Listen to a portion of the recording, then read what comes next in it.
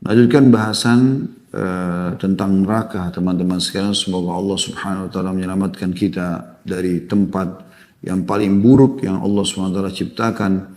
Sebagaimana Allah menyebutkan wa bi'sal masir, seburuk-buruk tempat yang dituju. Dan kita sudah membahas sampai ke bab 18 pada pertemuan yang lalu. Tepatnya pembicaraan antara surga dan neraka. Bagaimana hadisnya kita ingatkan kembali dalam hadis Bukhari Muslim. Abu Hurairah meriwayatkan sabda Nabi SAW, tahajjatil jannatu wan nar. Sesungguhnya surga dan neraka itu berbicara satu sama yang lain. Faqalatin nar, maka neraka berkata, uthirtu bil mutakabbirina wal mutajabbirin. Orang-orang zalim dan orang-orang yang sombong yang memasukiku. Waqalatil jannah mali la yadkhuluni illa du'afa'un nasi wa saqatuhum. Lalu surga pun mengatakan orang-orang lemah dan orang-orang miskin saja memasukiku atau mayoritasnya yang memasukiku. Qala Allahu lil jannah, maka Allah pun berfirman kepada surga, anti rahmati arhamu biki man asya'u min ibadi. Kau adalah kasih sayangku yang aku berikan atau aku kasihi siapapun yang aku inginkan dari hamba-hambaku. Wa qala lin nar, dan Allah pun berfirman kepada neraka, innama anti azabi u'adzibu biki man asya'u min ibadi. Sesungguhnya kau adalah siksaanku dan aku siksa siapapun yang aku inginkan dari hamba-hambaku. Walikulli wahidatin minkum mil'uha, dan kalian berdua pasti akan terpenuhi. Fa amman naru fala tamtali'u hatta yadha Allah subhanahu wa ta'ala rijlah. Lalu Nabi SAW mengatakan neraka pun tidak terpenuhi sampai Sang Pencipta Allah meletakkan telapak kakinya yang mulia padanya. Taqulu, maka neraka akan mengatakan, qad, cukuplah. Fahunalika tamtali', dan pada saat itu neraka menjadi penuh. Wa yuzwa ba'duha ila ba'd, dan akan memadati satu sama yang lain. Wala yadhlimu Allah azza wa jalla min khalqihi ahada, dan Allah tidak pernah menzalimi satupun dari hambanya. Wa ammal jannatu fa inna Allah azza wa jalla yunshi'u laha khalqa. Kalau surga, Allah menciptakan untuknya ciptaan-ciptaan yang baru. Dan sudah kita jelaskan dari pelayan-pelayan surga yang akhirnya terus ditambahkan oleh Allah Subhanahu wa taala kepada ahli surga. Karena setelah mereka masuk semua ke dalam surga, enggak ada lagi tambahan dari penghuninya. Ya. Tentu saja setelah yang termasuk orang-orang yang dari neraka yang dikeluarkan dengan syafaat, yang dikeluarkan karena dosa-dosanya sudah bersih ya. Di neraka tinggal orang-orang yang abadi, setelah itu nggak ada lagi penghuni surga. Tapi tetap Allah akan penuhkan nanti dengan diciptakannya para pelayan-pelayan baru yang selalu ditambahkan dan diberikan kepada ahli surga. Semua kita termasuk penghuninya insya Allah. Kita akan masuk teman-teman pada sore ini, semoga Allah berkahi lanjutannya bab ke-19, masalah informasi yang sangat menggembirakan ahli surga dan informasi yang sangat menyedihkan bagi ahli neraka, yaitu keabadian neraka. Dia ada 3 buah ayat Al-Quran yang ditulis di sini, tapi penerbit tidak mengangkat potongan ayatnya langsung terjemahan, maka saya mengajak teman-teman membuka aplikasi Al-Quran. Kita mulai dari surah At-Taubah, surah nomor 9 dalam Al-Quran, dan lebih tepatnya di ayat 63. Nah, teman-teman bisa buka. Saya akan bacakan. A'udzu billahi minasyaitonir rajim. Ala ya'lamu annahu man yuhadidillaha wa rasulahu fa inna lahu nara jahannama khalidan fiha. Dzalikal khizyul 'adzim. Artinya, tidakkah orang-orang munafik itu mengetahui bahwasanya barang siapa yang menentang Allah dan Rasulnya, maka sesungguhnya neraka jahannamlah baginya, kekal mereka di dalamnya, itu adalah kehinaan yang besar. Itu adalah kehinaan yang besar. Saksi bahasan kita ada potongan firman Allah SWT, khalidan fiha, kekal di dalamnya. Dan ayat ini juga menjelaskan kepada kita tentang kekekalan orang-orang munafik selain orang kafir dan musyrik, ya, di dalam api neraka. Wa na'udzubillah. Oleh karena itu teman-teman hati-hati sekali dari kelompok ini, dan Nabi SAW sudah menyebutkan ya ciri-ciri mereka. Kata Nabi SAW ada 4 hal kalau ada pada seseorang, pastikan dia munafik tulen. Kalau dia berbicara dia berdusta, maka orang beriman tidak akan dusta walaupun pahit. Yang lalu semoga Allah maafkan, sekarang ke depannya ubah semuanya. Jujur, katakan kebaikan, kebenaran walaupun pahit. Kemudian yang kedua adalah kalau dia berjanji atau ya, dia berjanji dia akan tepat, dia tidak. Kalau dia berjanji dia pungkiri, dia tidak tepati. Orang beriman menepati janjinya. Dan selama bukan janji maksiat tentunya ya. Kemudian yang ketiga adalah kalau diberikan amanah dia berkhianat. Tentu orang beriman selalu menjaga amanahnya. Dan yang terakhir yang keempat adalah kalau dia bertengkar atau sedang ada masalah dengan seseorang dia berlaku curang. Orang munafik selalu jujur. Dia salah dia mengatakan salah, dia terima konsekuensinya. Kalau dia benar maka dia membela dirinya. Seperti itu kurang lebih.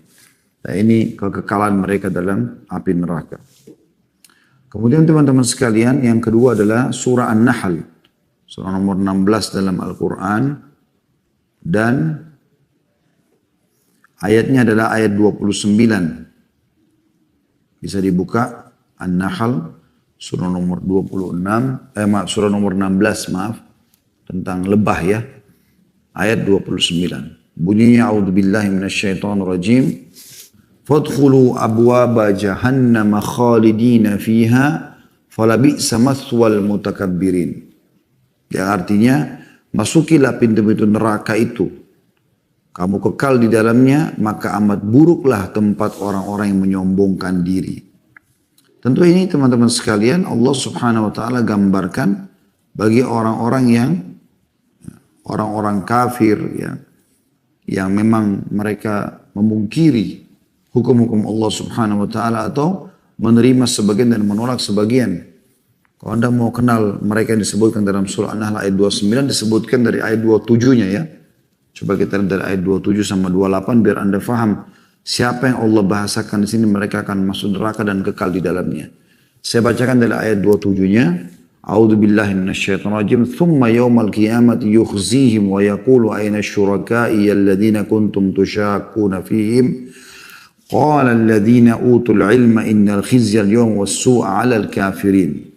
Kemudian Allah menghinakan mereka di dalam api neraka dan berfirman, di manakah sekutu-sekutuku yang pernah membelamu atau yang karenanya atau yang karena membelanya kamu selalu memusuhi mereka para nabi-nabi dan orang-orang beriman. Berkatalah orang-orang yang telah diberi ilmu sungguhnya kehinaan dan azab hari ini ditimpakan atas orang-orang kafir. Jadi ada dua di sini Allah sebutkan, orang munafik dan orang musyrik yang menyekutukan Allah. Ya, seperti menyembah berhala, pohon, jin dan segala macam dan orang kafir itu sendiri. Kafir bisa dibagi dua, kafir secara mutlak seperti ateis atau kafir sebagian dan beriman sebagian seperti ahli kitab. Mereka mau beriman sebagian tapi mereka tidak mau menyempurnakan imannya dengan mengimani risalah Nabi Muhammad SAW. Masuk semua dalam firman Allah ini. Ayat 28-nya Allah mengatakan alladzina tatawaffahumul malaikatu zalimi anfusihim fa'alqaw salama ma kunna na'malu min su' bala innallaha alimun bima kuntum ta'malun. Yaitu orang-orang yang dimatikan oleh para malaikat dalam keadaan berbuat zalim kepada diri mereka sendiri. Lalu mereka menyerahkan diri sambil berkata kami sekali-kali tidak ada mengerjakan suatu kejahatan pun. Maka malaikat menjawab ada. Sesungguhnya Allah mengetahui apa yang kamu kerjakan. Jadi nanti orang-orang musyrik dan orang kafir itu karena mereka umumnya menganggap dirinya benar. Padahal mereka salah karena tidak mengikut syariat Allah subhanahu wa ta'ala atau menyekutukan Allah. Maka mereka menganggap pada saat meninggal. Mereka berkata pada para malaikat kami gak buat salah. Apa yang salah nih? Maka malaikat mengatakan ada kesalahannya. Yaitu kesalahan kalian berbuat kesyirikan. Dan kalian kufur kepada sebagian dan kalian beriman kepada sebagian yang lainnya. Nah, kemudian baru Allah bilang di ayat 29, Fadkhulu abwaba jahannam. Sekarang kalian masuk ke dalam pintu-pintu neraka itu, lalu Allah bilang khalidina fiha, kekal di dalamnya. Falabi'sa mathwal mutakabbirin. Maka itu adalah amat buruklah tempat bagi orang-orang yang menyombongkan diri. Saksi bahasan kita ada potongan di ayat 29 khalidina fiha. Dan ini tentu penyesalan yang luar biasa teman-teman sekalian karena orang masuk ke penjara seperti dikatakan seumur hidup. Ya. Tapi seumur hidup ini di dunia, itu pun sudah sangat berat bagi seorang kalau dia dihukum seumur hidup. Itu pun dia masih ada sedikit atau masih ada pintu dia bisa memperbaiki dengan dia taubat misalnya lalu kemudian dia mati di akhirat dia selamat. Tapi di neraka nggak ada lagi. Tidak ada kesempatan memperbaikinya. Kalau Anda masih ingat kemarin kita sempat bahas ya, bagaimana ada jeritan dan tangisan ya, ahli neraka. Yang mereka memanggil Tuhan, mereka memanggil malaikat penjaga neraka dan tidak dijawab selama 40 tahun. Lalu malaikat mengatakan jangan bicara, kalian tetap akan disiksa. Lalu mereka memanggil Allah dan Allah tidak menjawab, mereka seumur dunia. Ya. Allahu a'lam berapa miliar tahun. Kemudian setelah itu Allah mengatakan ikhsa'u fiha wa la tukallimun. Kalian terhina dalam dan jangan bicara sama aku. Maka pada saat itu kata Nabi SAW mereka menangis ya, saking banyaknya air mata mereka ya, dengan penyesalan-penyesalan naudzubillah hanya karena mereka berbuat dosa ini ya. Kalau seandainya kapal-kapal besar mau dijalankan di atas air mata mereka maka tentu saja bisa ya. Dan dalam hadits ini dikatakan juga dan sampai saking seringnya mereka menangis terus sampai keluar dari tempat air mata itu darah. Ya, begitu penyesalan yang luar biasa. Jadi mereka 24 jam disiksa dengan siksaan yang terus bertubi-tubi dan berbeda-beda beragam-ragam dan luar biasa susah. Subhanallah siksaannya. Bukan tonjokan manusia lagi. Ya. Tapi pukulan para malaikat yang kasar, yang keras. Yang tidak mengenal kasih sayang sama sekali. Maka ini betul-betul sebagaimana saya katakan tadi penyesalan abadi. Dan ini kegembiraan yang luar biasa bagi orang beriman. Karena mereka setelah masuk ke dalam surga, mereka tidak akan keluar selamanya. Kalau Anda sudah menginjakkan kaki Anda dalam surga, Anda sudah aman selamanya. Tidak ada riwayat yang menjelaskan dari surga dikeluarkan lagi ke neraka, enggak ada. Karena untuk masuk ke dalam surga betul-betul disortir luar biasa. Semoga Allah jadikan kita termasuk penghuni surga insya Allah. Kemudian ayat yang ketiga yang diangkat oleh beliau adalah surah Taha. Surah nomor 20, ya.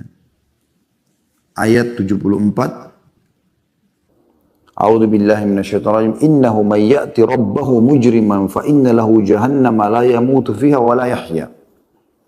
Sesungguhnya barang siapa yang datang kepada Tuhannya dalam keadaan berdosa, maka sesungguhnya baginya neraka jahanam, ia tidak mati dalamnya dan tidak pula hidup.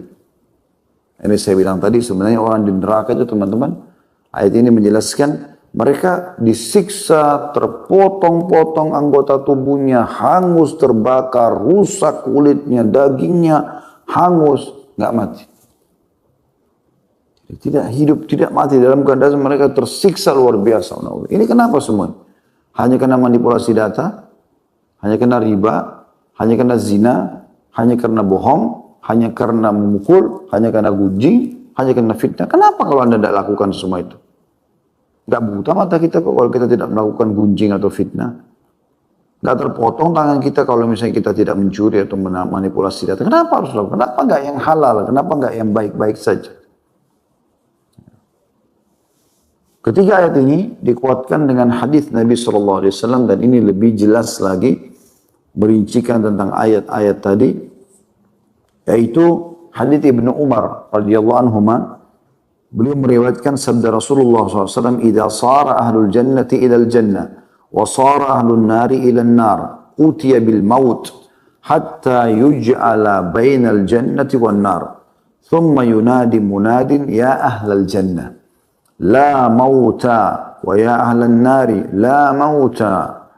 Fayazdadu ahlul jannati farahan ila farahihim wa yazdadu ahlun nari huznan ila huznihim." Hadis ini sahih riwayat Muslim jadi 17 halaman 186.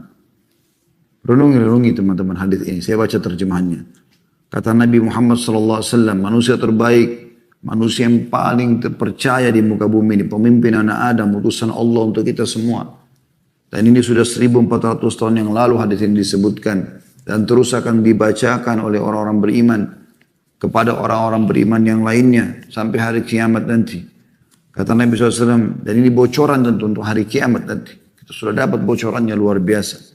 Renungi, ketika ahli surga telah masuk ke dalam surga dan ahli neraka telah masuk ke neraka. Semua sudah dihuni. Maka kematian didatangkan hingga diletakkan di antara surga dan neraka. Kemudian disembelih, dimusnahkan kematian itu sendiri. Kemudian penyeru malaikat yang menyembelih, ya, kematian tersebut dalam riwayat yang dikatakan diserupakan kematian dengan domba. Ya. Dan malaikat yang membawa kematian itu mengatakan, wahai penghuni surga. Dan mereka semua mendengarkan suara tersebut, mereka semua melihat ke satu arah itu. Kemudian malaikat mengatakan, apakah kalian mengenal ini? Mereka mengatakan, iya, itu adalah maut. Lalu dipanggillah seluruh penghuni neraka dan mereka semua melihat ke arah yang sama dan mereka mendengar seruan tersebut. Lalu mereka mengatakan, atau malaikat mengatakan, apakah kalian kenal ini? Mereka mengatakan, iya, itu adalah maut. Karena mereka semua sudah merasakan mati itu pada saat pindah dari dunia ke akhirat, ya, ke alam barzah dan alam akhirat. Maka domba itu pun disembelih oleh malaikat, kemudian malaikat berseru. Nah, seruannya sama. Di sini dua riwayat ini sama. Riwayat yang kita baca sekarang dan riwayat yang saya sampaikan tadi. Wahai ahli surga, tiada kematian.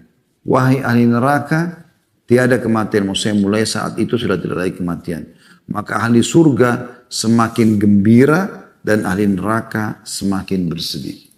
Kenapa ahli surga gembira? Karena mereka tidak akan pernah lagi masuk ke dalam neraka dan mereka juga akan merasakan nikmat yang tidak terputus-putus. Khalidina fiha. Karena sebagaimana neraka Allah gunakan kata khalidina fiha, neraka surga pun Allah gunakan khalidina fiha. Ya. Mereka kekal di dalamnya. Maka ahli neraka makin menyesal, sedih, bertambah sedih. Kenapa? Karena memang mereka tidak ada lagi, ya, berhenti siksaan tersebut, abadi. Ya, sekali lagi siksaan dunia teman-teman, kalau orang di penjara pun seumur hidup ada batas, nanti kalau dia meninggal selesai, gak di penjara lagi, dikubur, pindah ke alam barzah. Atau ada orang di penjara 10 tahun, 20 tahun, kan dia ada waktunya nanti dia keluar kalau dia masih hidup. Tapi di akhirat nanti gak ada lagi. Kalau sudah kekal, kekal selamanya. Dan tidak ada negosiasi. Nggak ada sogokan. Nggak ada kasih sayang lagi di sana. Allah subhanahu wa ta'ala akan, ya, hukum orang yang pantas untuk dihukum. Oleh karena itu teman-teman, mulai detik ini, di sore ini, mari kita sama-sama benahi diri kita. Kalau ini mumpung Allah kasih satu hari lagi. Alhamdulillah, mudah-mudahan Allah kasih kita umur lebih banyak lagi dari ini. Sekian banyak tahun yang maksimal Allah berikan kepada kita. Dan dalam ketaatan kepada Allah SWT, bukan kemaksiatan. Syukuri teman-teman. Kalau masa lalu antum ada hal-hal yang berbau dosa kepada Allah, bertobat, beristighfar. Itu tiket keselamatan. Supaya semua fasilitas dunia kembali. Dan juga di akhirat pada saat anda meninggal nanti ditinggalkan oleh seluruh kerabat. Harta semua anda tinggalkan, nama baik, jabatan dan masuk kuburan. Yang akan ditemani oleh amal. Tobat itu membersihkan kesalahan dan amal soleh akan ada. Ya. Dan kalau masa lalu anda berbuat amal baik, maka hari ini pertahankan. Kalau perlu tingkatkan. Kalau Allah masih kasih besok lagi, alhamdulillah. Kita melakukan hal yang sama lagi. Tapi jangan sia-siakan teman-teman. Tidak ada jaminan kita masih bisa hidup sampai nanti malam. Bagaimana Abdullah bin Umar mengatakan radhiyallahu anhuma, kalau seseorang di antara kalian tiba di pagi hari, jangan tunggu sore hari. Belum tentu dia sampai. Karena pasti dia mati. Ya. Entah kapan. Mati itu sesuatu yang misterius yang bisa datang setiap saat. Dan kalau dia tiba sore hari, jangan tunggu pagi hari. Belum tentu dia bisa hidup. Maka maksimalkan teman-teman sekalian. Bab ke-20 selanjutnya adalah masalah gambaran tentang sirat. Jembatan yang dibentangkan di atas neraka. Kalau teman-teman masih ingat beberapa bahasan yang lalu, di beberapa bab yang lalu saya sempat singgung, nanti kalau kita sudah lolos dari timbangan amal, ahli neraka sudah dimasukkan ke neraka, tinggal ahli surga saja. Yang memang akan masuk ke surga. Tetap akan ada sirat dibentangkan di atas neraka. Kemudian di situ akan dilewati oleh orang beriman yang masuk ke dalam surga. Dan ada juga orang-orang beriman yang akan terkoyak. Ada juga orang beriman yang memang dasarnya harus masuk dulu ke dalam neraka. Karena dosanya lebih banyak. Kalau orang kafir, orang musyrik, sudah dari awal dilemparin ke neraka. Dan kita tidak bisa masuk ke surga kecuali lewatin sirat itu. Harus lewatin jembatan itu. Supaya ahli surga melihat neraka itu. Bagaimana dahsyatnya neraka itu. Bagaimana besarnya karunia Allah subhanahu wa ta'ala. Allah selamatkan kita dari neraka itu. Penulis mengangkat firman Allah SWT dalam surah Yasin ayat 66. Yang bunyinya, A'udzubillahi minasyaitonirrajim, walau nasya'u latamasna ala a'yunihim fastabaqus sirata fa anna yubsirun. Dan jikalau kami menghendaki, pastilah kami hapuskan mata mereka. Lalu mereka berlomba-lomba mencari jalan, maka betapakah mereka dapat melihatnya. Ayat ini tentu perlu dijelaskan. Seperti apa sih maksudnya ayat ini? Dan jikalau kami menghendaki, pastilah kami hapuskan mata mereka. Tidak bisa mereka melihat. Lalu mereka berlomba-lomba mencari jalan. Maka betapakah mereka atau bagaimana mereka bisa melihat. Perincian itu datang dalam hadis Nabi SAW. Dan hadis ini hadis yang cukup panjang dan hadis yang sahih. Diriwayatkan oleh Muslim di jilid 3 halaman 70. Bunyinya adalah Abu Hurairah radhiyallahu anhu meriwayatkan sabda Rasulullah SAW. Allah mengumpulkan manusia. Lalu kaum mukminin berdiri hingga surga berada di dekat mereka. Lalu mereka mendatangi Adam seraya mengatakan, wahai Bapak kami, bukakanlah surga untuk kami. Adam menjawab alaihissalam, tidakkah yang mengeluarkan kalian dari surga melainkan karena dosa bapak kalian? Adam tanda tanya. Aku tidak berhak akan hal itu. Pergilah kepada anakku Ibrahim Khalilullah, kekasih Allah. Maka Nabi SAW mengatakan, maka Ibrahim mengatakan pada saat didatangi, aku tidak berhak akan hal itu. Aku hanyalah Khalil atau kekasih semasa di dunia. Pergilah kepada Musa yang diajak berbicara oleh Allah secara langsung. Mereka pun mendatangi Musa alaihissalam. Maka ia mengatakan, aku tidak berhak akan hal itu. Pergilah kepada Isa, kalimat Allah dan ruh darinya. Maka Isa alaihissalam pun mengatakan pada saat didatangi, aku tidak berhak akan hal itu. Akhirnya mereka datang kepada Muhammad SAW. Maka beliau diizinkan serta amanah dan kasih sayang didatangkan. Lalu keduanya berdiri pada dua sisi sirat. Amanah dan kasih sayang. Sebelah kanan dan sebelah kiri. Orang pertama yang dari kalian berjalan seperti kilat. Ya Allah, semoga Engkau jadikan kami ini ya Allah. Jadikan kami golongan pertama yang melewati sirat seperti kilat. Ini golongan yang paling mulia. Walaupun amal kami kurang ya Allah, tapi rahmat-Mu lebih luas. Ya. Cintai teman-teman Nabi Muhammad SAW, cintai para sahabat. Ya. Karena amal kita tidak sama dengan mereka. Tapi kata Anas bin Malik, sahabat Nabi sendiri mengatakan, ya, Anas bin Malik atau Jabir bin Abdullah, salah satunya dari kedua ini saya lupa namanya, tapi salah satu mengatakan, tidak ada hadis yang paling menggembirakan hati kami dibandingkan hadis Nabi SAW, al-mar'u ma'aman ahabba. Seseorang akan bersama dengan orang yang dia cintai nanti di hari kiamat. Derajat di surga, masuk ke dalam surga. Karena aku mencintai Nabi SAW dan aku mencintai Abu Bakar dan Umar walaupun amalku belum menyampai atau belum sama dengan amal mereka.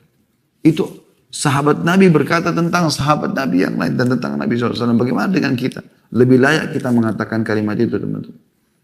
Kalau mereka lolos melewati sirat secepat kilat, sangat cepat dan sudah sampai langsung di tempat yang aman, bukan mustahil kita bersama mereka walaupun amal kita kurang. Merengek, tinggal modalnya menangis, mohon kepada Allah SWT, merengek. Tinggalkan semua dosa-dosa dan pelanggaran. Abu Hurairah mengatakan, lanjutannya, aku mengatakan ayah dan ibuku sebagai tebusan. Ini biasa orang Arab kalau mau bersumpah begitu. Maksudnya, ayah dan ibuku ini sebagai tebusannya, seakan-akan ayah dan anda lebih mulia ya Rasulullah daripada ayah dan ibuku. Tolong sampaikan, bagaimana seperti jalannya kilat itu. Abu Hurairah sebenarnya faham, tapi beliau ingin pastikan apakah seperti kilat yang biasa kita lihat, cepat sekali begitu langsung hilang lagi. Ya. Maka Nabi SAW menjawab, apakah kalian tidak melihat kilat? Bagaimana ia datang dan pergi dalam sekejap mata? Tiba-tiba. Ya. Seperti itu.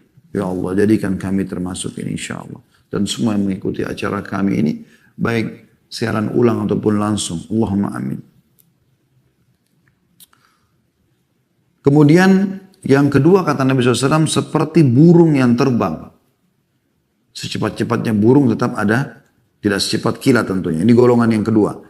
Lalu kemudian yang ketiga, laki-laki yang berjalan cepat atau berlari. Amal-amal mereka lah yang menjalankan mereka. Jadi makin banyak amal yang dia kerjakan dari kebaikan, makin sering dia taubat kepada Allah, maka makin kencang dia bisa melewati sirat tersebut.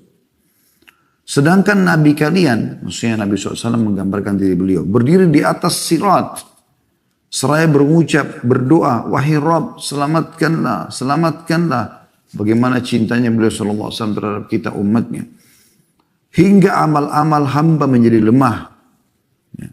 Ada sebagian orang amalnya lemah. Dia pertama mulai jalan di atas sirat aman, tapi pertengahan melemah amalnya. Dia juga jadi lamban, dia nggak bisa. Bongo dipaksa pun tidak bisa dia lari, tidak bisa dia jalan. Hingga seseorang datang tapi tidak kuasa berjalan kecuali dengan merangkak. Karena lemahnya amalnya. Di kedua sisi sirat terdapat besi-besi runcing, kata Nabi SAW. Yang tergantung serta diperintahkan supaya merengut siapa yang diperintahkan kepadanya. Di besi-besi runcing ini menyambar orang yang memang harus disambar. Sehingga melukainya atau menjatuhkannya ke dalam neraka. Ada yang terkoyak tapi selamat. Ya, artinya dia dengan itu sudah dibersihkan dosanya, tidak perlu masuk neraka, tapi terkoyak, kena besi itu. Dia rasakan sakitnya. Gitu. Dan ada yang terjatuh dalam neraka. Yang terjatuh ini adalah orang-orang yang amal dosanya lebih berat daripada amal solehnya di timbangan amal. Dia masuk neraka dulu. Walaupun ini ada hubungannya dengan hadis syafaat ya. Yang pernah kita jelaskan dalam beberapa bab yang lalu.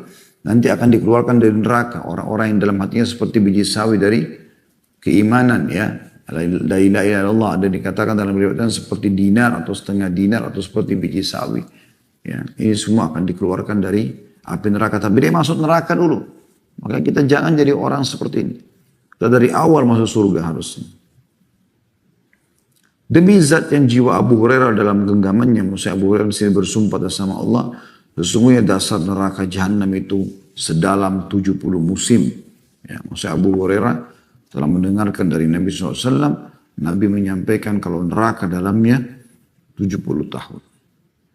Jadi bukan tempat siksa yang biasa teman-teman. Jangan selalu anggap remeh. Minum khamr, nggak apa-apa. Nggak apa-apa. Tiap malam zina, nggak apa-apa. Nggak apa-apa, masih muda. Selalu nggak apa-apa.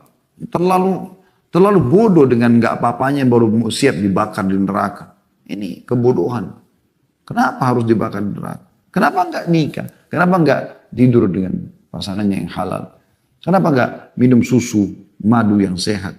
Kenapa harus buat pelanggaran gitu? Kalaupun buat dosa, segera taubat. Kembali kepada Allah SWT. Karena terlalu sayang gitu loh dosa-dosa kita ini yang sebenarnya bisa kita tinggalkan menjadi penyebab kita kekal dalam api neraka ataupun kita disiksa kalaupun kita orang beriman tapi membersihkan dosa-dosa dulu. Kemudian hadis yang kedua yang beliau angkat adalah hadis Tabarani dengan sanad hasan dan juga Al-Mundhir disebutkan dalam kitab Targhibnya di jilid 6 halaman 211 dan hadis ini memiliki pendukung dari Sahih Bukhari, Muslim ya, dan yang lainnya. Ibnu Mas'ud berkata radhiyallahu anhu, sirat atau jalan yang di atas neraka itu dipasang di atas neraka jahanam. Sirat dipasang di atas neraka jahanam. Seperti ketajaman pedang keras. Licin lagi menggelincirkan. Jadi sudah tajam, bukan jalan yang Anda bayangkan lebar, tipis seperti pedang. Ya, dan tajam. Serta licin dan menggelincirkan. Di atasnya terdapat besi-besi runcing dari neraka yang menyambar. Ada yang berpegangan lalu jatuh di dalamnya. Dan ada yang terpelanting. Di antara mereka ada yang berjalan seperti kilat dan tidak lama kemudian ia selamat. Ada yang seperti kuda yang berlari. Kemudian seperti orang yang berlari. Kemudian seperti pria yang berjalan. Kemudian yang terakhir adalah mereka orang yang telah diberi isyarat oleh neraka. Ya, atau disentuh oleh api neraka dan bertemu keburukan di dalamnya hingga Allah memasukkannya ke dalam surga dengan karunia-Nya. Artinya ada orang yang masuk neraka dulu nanti baru dikeluarkan gitu kan. Tapi ini bagian-bagiannya ada orang yang seperti kilat. Nah, semoga kita termasuk ini. Ada yang kedua seperti tadi dalam riwayat pertama burung, ada di sini katakan seperti kuda yang berlari. Kemudian ada orang yang seperti manusia berlari, ada yang seperti manusia berjalan. Kemudian ada juga orang yang tadi sudah kita sebutkan, dia saking lemahnya amalnya, dia merangkak. Dan akhirnya dia terkoyak dengan besi-besi tajam yang ada. Ya, Allah khususkan datang menyambar orang-orang yang memang harus kena. Dan subhanallah ini semua sudah diatur oleh Allah SWT. Tidak akan kena orang-orang beriman. Yang memang dasarnya harus lolos ke surga insya Allah. Kemudian kita masuk ke bab ke-21. Yaitu sifat-sifat ahli neraka. Jadi ada beberapa, tentu banyak, hampir semua dosa, terutama dosa besar kalau tidak tobat, yaitu bisa menyebabkan masuk neraka. Tapi ada di sini yang disebutkan oleh penulis secara khusus ya. Dia coba menjelaskan mungkin yang paling banyak menjadi penyebab orang masuk ke neraka gitu kan, paling berbahaya. Yaitu hadis nomor 51, maaf tadi saya tidak sebutkan urutan-urutan hadisnya ya. Jadi dari tadi kita awal belajar itu kita sudah baca hadis 49, ya, kita sudah baca hadis nomor 50, dan sekarang kita baca hadis nomor 51, urutan dari awal kita belajar neraka ini. Yaitu bunyinya dari Abu Hurairah radhiyallahu anhu, beliau meriwayatkan Rasulullah SAW bersabda, "Sinfani min ahli nar, lam arahuma, qaumun ma'ahum siyatun ka'adnabil baqari, yadribuna bihan nas, wa nisa'un kasiyatun ariyatun mumilatun ma'ilatun, ru'usuhunna ka'asnimatil bukhtil ma'ilah, la yadkhulnal jannata wa la yajidna rihaha, wa inna riha la tujadu min masirati kadza wa kadza." Artinya ada dua sifat ahli neraka yang belum pernah aku lihat. Maksudnya Nabi SAW ini enggak ditemukan di zaman beliau dua pelanggar ini. Yang pertama adalah kaum yang membawa cambuk seperti ekor sapi untuk mencambuk manusia. Jadi karena kekuasaannya, kezalimannya, semua orang yang tidak sejalan dengan dia walaupun dia salah, dia cambuk dengan pengawal-pengawalnya. Ini ahli neraka yang luar biasa. Kena kezaliman dia. Ya. Dedikasi kepemimpinan untuk adil. Untuk malah merendah, malah mengabdi, malah ya, meraih pahala dari masyarakatnya, bukan malah menyiksa. Yang kedua, ini bagi ibu-ibu terutama peringatannya penting sekali, yaitu wanita yang berpakaian tapi telanjang. Gimana bisa? Ya karena ketat. Ya. Pakai kain tapi terbelah-belah.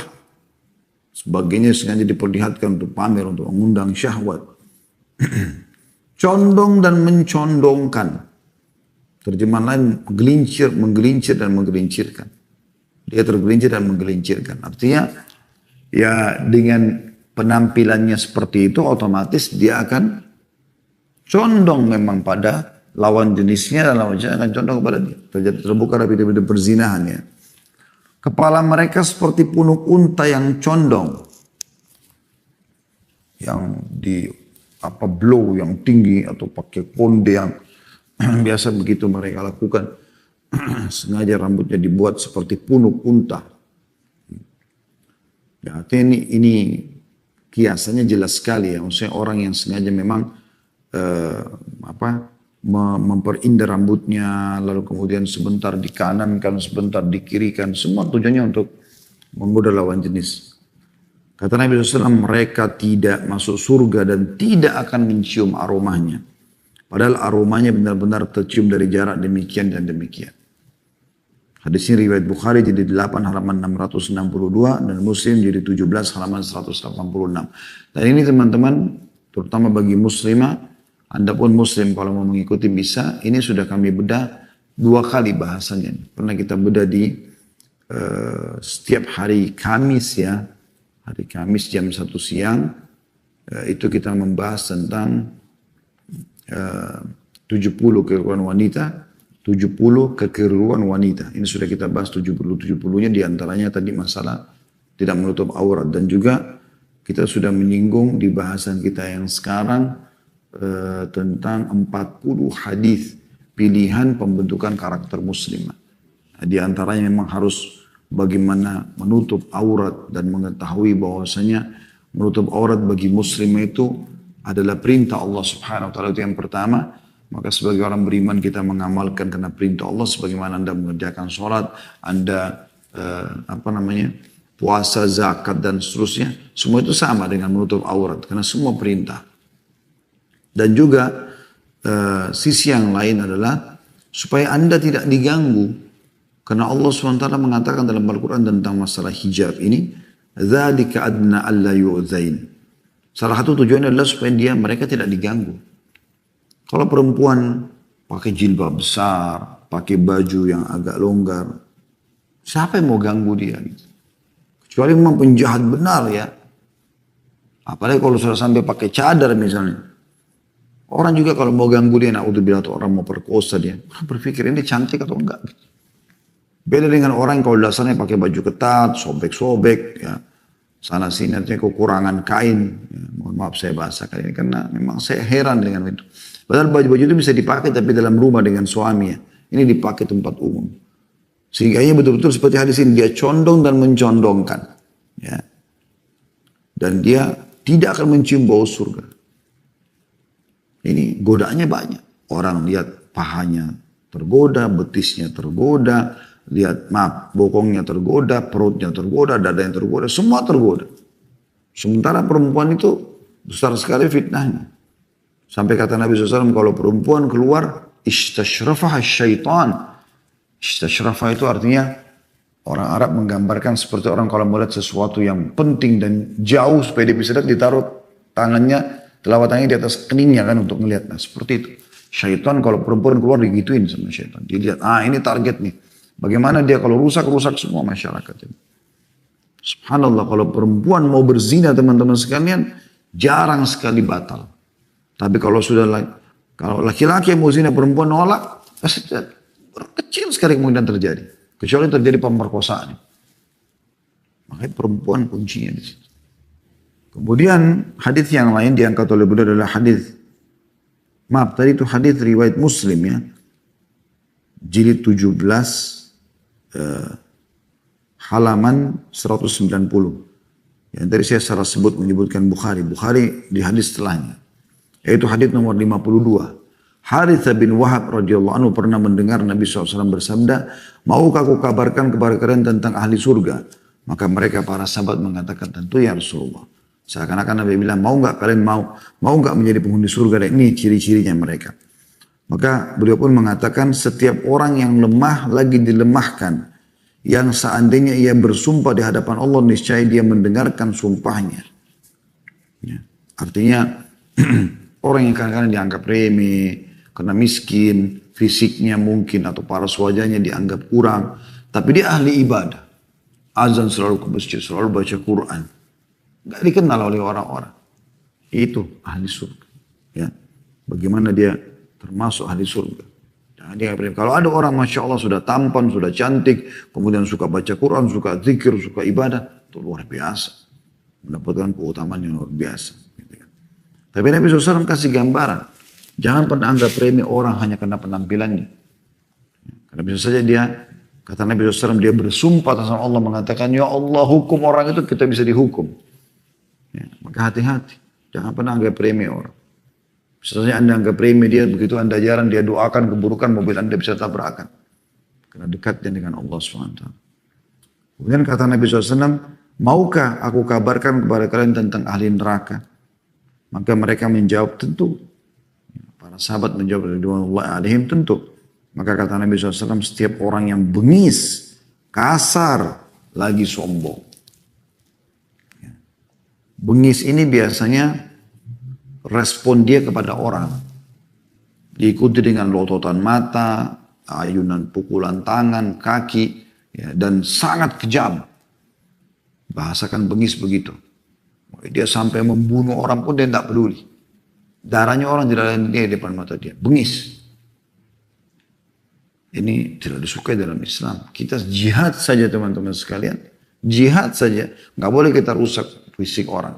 Maksudnya tidak boleh kita bengisin dalam arti kata mutilasi misalnya setelah dia mati. Nggak ada. Kita tangkis, kita serang, tusuk, dia mati, selesai. Udah itu, begitu saja. Orang menyerah pun kita tawan. Tawanan pun mau ditebus atau orang menawarkan perdamaian pun kita terima. Begitu dalam Islam. Sampai kata Nabi SAW waktu para sahabat masuk di Khaybar. Mereka lihat benteng Khaybar. Mereka tahu Nabi SAW sebelum meninggalkan Madinah sudah mengatakan Allah sudah menjanjikan kita akan menang di Khaybar. Dan mereka tahu Khaybar wilayah yang sangat kaya. Dan banyak orang-orang Yahudinya. Berarti mereka akan menang. Dengan 1.400 orang melawan 10.000 pasukan orang-orang Yahudi. Nabi SAW sudah katakan wahyu turun kita menang nih. Dan semua wilayah mereka akan jadi ghanimah, harta rampasan perang. Sampai orang-orang munafik pun tergoda untuk ikut pada saat itu. Karena mereka tahu janji Nabi benar. Maka pada saat tiba, sahabat bertakbir. Allahu Akbar, Allahu Akbar. Kata Nabi SAW, kecilkan suara kalian. Karena kalian sedang seru Allah SWT tidak tuli. Allahu Akbar, Allahu Akbar. Usah teriak-teriak. Kemudian kata Nabi SAW, jangan pernah kalian berharap bertemu dengan musuh. Harap mereka takut pergi. Berharap tidak usah berperang. Tapi kalau kalian bertemu, kokohkanlah kaki kalian. Jangan pernah kalian lari. Tidak boleh lari dari medan perang. Hidup ya dalam kondisi menang atau kita mati syahid. Begitu Islam. Maka enggak ada kebengisan. Kasar. Kata-katanya kotor, kasar. Tidak ada dalam Islam itu. Apakah dalam ceramah? Ya. Kalau kita temukan ada da'i, lisannya suka ucapkan kayak biasa saja.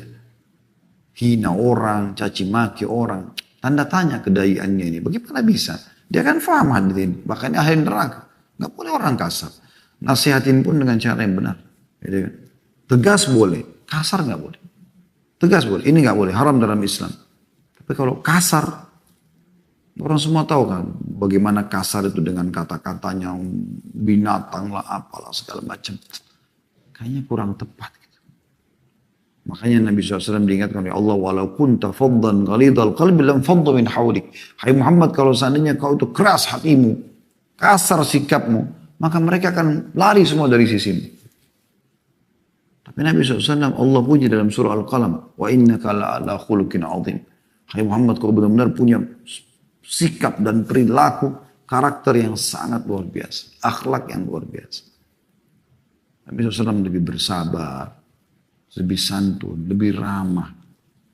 Tidak pernah balas kejahatan dengan kejahatan. Dan juga sombong. Ini diharamkan dalam Islam. Tidak boleh sombong secara mutlak. Tidak boleh sombong secara mutlak. Ya. Dilarang dalam Islam. Jadi secara mutlak tidak boleh sombong. Ya. Dalam keadaan apapun teman-teman sekalian. Kata Nabi SAW tidak akan mencium bau surga. Orang yang dalam hatinya ada seperti biji sawi tadi. Kesombongan. Tidak boleh. Pakai baju baru, pakai mobil baru. Sepatu baru, semua syukur, alhamdulillah. Kita seperti padi, makin berisi makin merendah, bukan makin sombong. Allah berikan kelebihan tampan wajahnya, putih kulitnya, pintarlah, kayalah, apa? Alhamdulillah. Bukan kita jadikan kesombongan. Kita tetap bergaul, kita tetap baik, kita tetap santun, dan seterusnya. Allahu a'lam.